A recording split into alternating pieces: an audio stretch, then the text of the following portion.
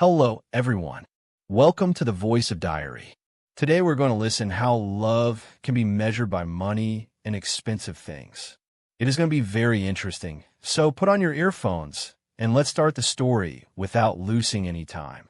You are listening to the Voice of Diary. I, 29M, work in commercial HVAC sales. I'm not flashy, not broke either. I budget. I save. I don't post motivational quotes about grind culture. I just grind. 2 years with my fiancée, 27F. We met through mutual friends, dated like normal adults, fought about dishes and vacation days like normal adults. I thought we were solid. The ring wasn't massive, but it wasn't cheap either. I spent 3 months researching diamonds, learned more about clarity than I ever wanted to know. Paid a little over $9,000. Saved quietly. No loans. I proposed at a quiet overlook outside town. She cried. Said yes. Called her mother immediately. For 6 months, she wore it everywhere. Then one Tuesday at 11:42 a.m., while I was reviewing a contract, my phone buzzed. Keep the ring. I am not wearing something so cheap. That was it.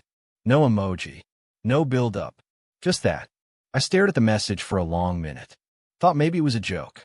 It wasn't April. It wasn't her birthday. Nothing. I replied, understood. She responded almost instantly. So that's it? Yes. You're not even going to fight for me. For what? For us. For my standards. Standards. I put the phone down. Finished my meeting. Closed a $42,000 service agreement. Then I stepped outside and called her. What's going on? I asked. My sister's fiancé just upgraded her ring. 3 carats. Everyone noticed mine looked small. It's 1 carat. Excellent cut. Exactly, she said. 1. There was a pause. I let it sit. You told me you loved it, I said. I did. Before I realized how it looked next to others. That sentence stuck. How it looked next to others. I drove home that night, and she was sitting on the couch, ring off, placed carefully on the coffee table like it was defective merchandise. I can't wear that, she said calmly. It's embarrassing. Embarrassing? My friends noticed these things. I thought we were building a marriage, not a display case. She crossed her arms. If you really cared, you want me to have something I'm proud to show. I looked at her. Really looked. This wasn't about sparkle. This was about comparison. Status. How much would make you proud? I asked. 3 carats minimum. Lab-grown is fine. I'm not unreasonable. Minimum. I picked up the ring, put it back in the box. Understood, I said again. She expected negotiation. Apology. A promise to fix it. Instead, I went into the spare room and closed the door. That night, she posted a vague Instagram story. Sometimes you realize you deserve better. Friends started texting me. Everything okay? Saw her post. You guys good? I didn't respond. The next morning, she escalated. Her mother called me. I heard about the ring, her mother said. You know how important appearances are for our family. Our family, I asked. You're marrying into something. Something. By Friday, her sister texted me a picture of her new ring with the caption, just saying. I didn't reply to that either. Then came the first dirty move. She told mutual friends I cheapened out because I was secretly in debt, that I exaggerated my income, that the ring was a placeholder because I couldn't afford more. That wasn't just insulting. That was defamation. I have no debt except my truck, which is nearly paid off. I own my condo. I file my taxes properly. I work hard. I asked her directly, did you tell people I can't afford better? She didn't deny it. I said you could have tried harder. Tried harder. Something shifted in me. That weekend, she returned the ring to me in a small gift bag like it was a sweater that didn't fit. I'm giving you a chance to fix this, she said. You have 30 days. A deadline? I asked. Yes. Otherwise, I don't see how we move forward. I nodded slowly. Okay. She smiled, thinking she'd won. She didn't realize I was already 3 steps ahead. First, I went back to the jeweler Monday morning. Explained the situation. He shook his head. Happens more than you think, he said. Because it had been under 6 months, I was eligible for a partial return under their upgrade policy. I'd lose 10%, but I'd get most back if I wasn't upgrading. I wasn't. I processed the return, $8,100 back into my account. Then I called a lawyer, not because of the ring, because of the condo. We were engaged, not married. The condo was solely in my name, purchased before the engagement. In most U.S. states, premarital property remains separate property unless commingled or retitled jointly. I had never added her name. She had contributed nothing to mortgage payments.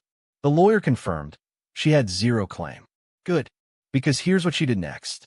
She told people she'd been basically paying half the household. Not true. She paid for groceries sometimes. That was it. She also started telling friends that if we broke up, she'd make sure she wasn't left with nothing. I asked her one night, "What does that mean?" "It means you don't get to waste my time and walk away clean." There it was. It was never about love. It was leverage. She started pressuring me about adding her to the condo title, since we're building a future. Convenient timing. "I'm not comfortable with that," I said. Her tone changed. "You're selfish." "I'm cautious." "You don't trust me." Trust. I almost laughed at the irony. 2 weeks into her 30-day ultimatum, she invited me to dinner with her family. I went. Her father made a comment about men who can't provide at the level expected. Her mother asked loudly if I'd resolve the ring situation. It was coordinated. A public shaming. I let them talk. Then I said calmly, "I returned the ring." Silence. "You did what?" she snapped. "I returned it. You said you weren't wearing something so cheap." I agreed. Her sister smirked. "So you're just giving up?" "No," I said. "I'm adjusting." On the drive home, she exploded. "You embarrass me." I responded to your decision. You were supposed to fight for me. By buying a bigger rock. By proving I matter. I pulled into the driveway. You mattered when I chose you. Not when I priced you. That was the first crack in her control. She started panicking. For the next week, she love-bombed me. Cooked dinner. Posted old photos of us. Texted sweet messages. Then she tried another tactic. She accused me of emotional neglect. Said I was financially manipulative for controlling assets. That's when I made my move. I scheduled couples counseling. Told her if she wanted to fix things, we'd do it properly. She agreed, thinking it was a step toward a bigger ring. In session 2, the therapist asked her, "What does the ring represent to you?" She said, without hesitation, security and status. The therapist nodded. "And what does he represent?" She paused. "That's not the question." It was the question. After 4 sessions, the pattern was obvious. Entitlement. Comparison. Image management. I made my decision quietly. On day 29 of her 30-day deadline, I came home early. She was on the phone with her friend. "He'll cave," she said. "He always does." I stood in the hallway listening. "If he doesn't, I'll drag this out. I'll make him miserable. He hates conflict." I walked into the room. She froze. "I don't hate conflict," I said. "I hate games." She hung up slowly. "So, what did you decide?" she asked. "I decided you're right." Her eyes lit up. "I deserve better." She blinked. "What?" "I deserve someone who values partnership over perception." "You're being dramatic." "No," I said calmly. "I'm being done." She laughed nervously. "You can't just end an engagement over a ring." It was never about the ring. She switched tactics again. "You owe me," she said quietly. "For what?" "For the years I invested." "Invested?" I asked. "This isn't a startup. You can't just walk away. I'll tell everyone you led me on." "You already are." She tried one last move. "I'll sue for emotional distress." I almost admired the creativity. "You can't," I said. "There's no contract breach, no marriage, no shared assets. And I've kept every text." Her face changed. That was the moment she realized she'd miscalculated. Over the next week, she moved out. I gave her 30 days written notice, even though she wasn't on the lease, just to avoid drama. Followed state tenant at will guidelines to be clean about it. She tried to take the TV. I showed her the receipt in my name. She tried to claim the couch was a gift. It wasn't. She tried to guilt me with, "You're ruining my life." "No," I said. "I'm protecting mine." The real twist came 2 months later. A mutual friend sent me screenshots. She was engaged again to someone she'd met before me. Someone with money. Real money. Turns out, during our engagement, she'd been messaging him just in case. That stung for about 10 minutes. Then it clarified everything. I wasn't a partner. I was a placeholder until an upgrade appeared. The satisfying part? 3 months after that, I got another message. Not from her. From him. Did she ever ask you to add her to property? Yes. She asked me to. Be careful, I replied. He didn't listen. 6 months later, he added her to his house title after marriage. A year later, they divorced. In most states, once marital property is jointly titled, it's subject to equitable distribution.